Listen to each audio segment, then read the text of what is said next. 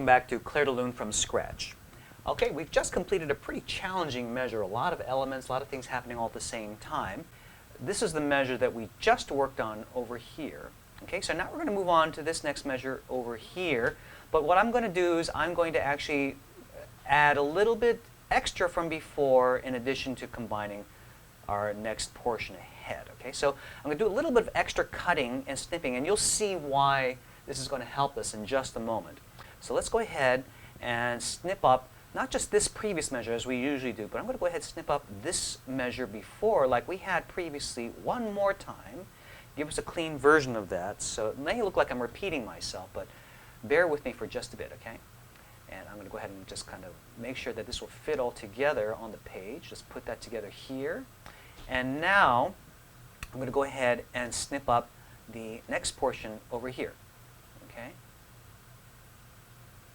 Let's go ahead and copy that, and we'll paste this also. And let me just reshape this so that it kind of fits the music over here. Okay, I think that's pretty close. Let's just get a little bit more lined up like that. Let's center it all a little bit more too. Okay, so there we go.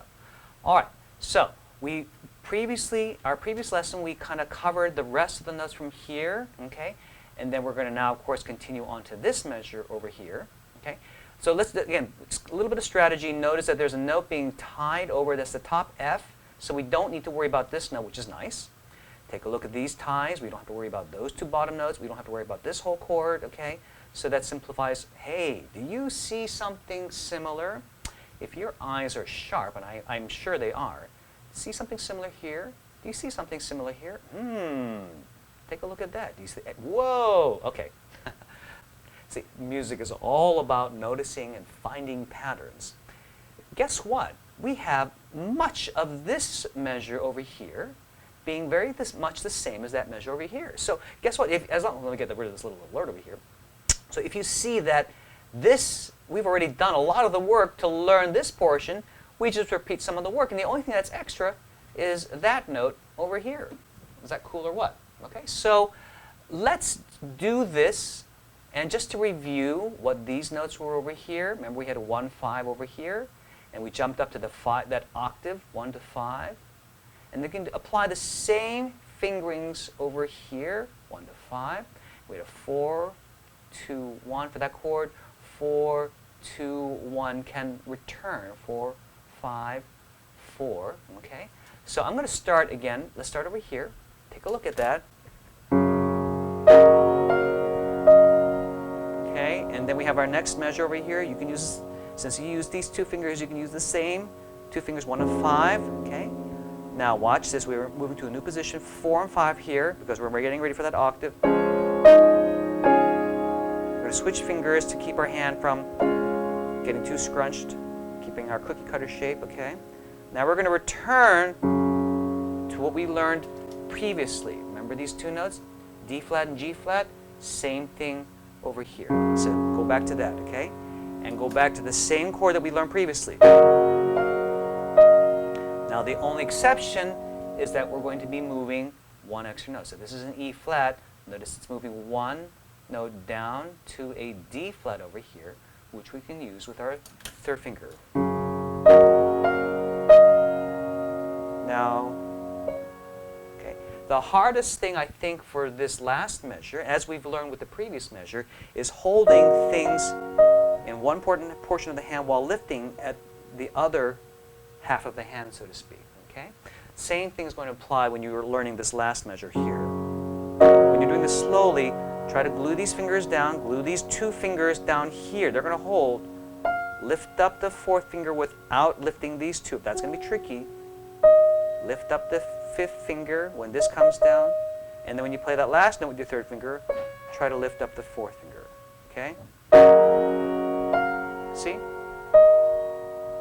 A little double joint. You can see my fingers kind of collapsing a little bit there. Try not to over squeeze or press. Okay? Try to relax and do it with as little effort in terms of pushing as possible.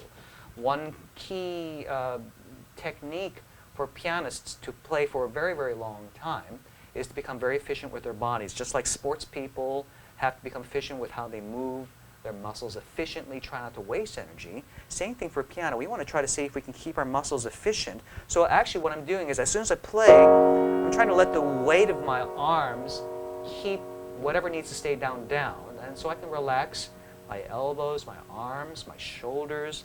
I'm kind of going back and forth with my spine, just mostly because of this camera over here. But if I'm sitting normally, I actually want to sit so that I can curve my back a little bit and then have my shoulders rest over kind of my spinal cord so I don't have to strain and stress. So my apologies if my position isn't always pristine on the camera. It's just because of all the extra equipment I have to deal with. But again, in a normal position, what I would recommend doing is relax and just lift your fingers as needed without too much extra strain and stress. Okay? So I hope that little bit of posture technique will help you enjoy your playing without hurting yourself too much. Okay?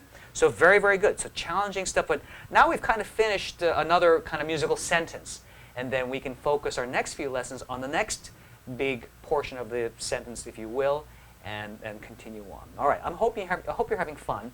And again, I want to encourage all of you, if you're having any particular difficulty, if I'm moving too fast or you need me to really explain something, please leave a comment, post a question, or better yet, if you can take a video of yourself showing me what you're struggling with, that'll help me to help you more effectively. It's a wonderful bit of technology that we can share, and we can work as one teacher to several other people all at the same time. So remember to have fun, post your questions, and I'll see you in the next lesson.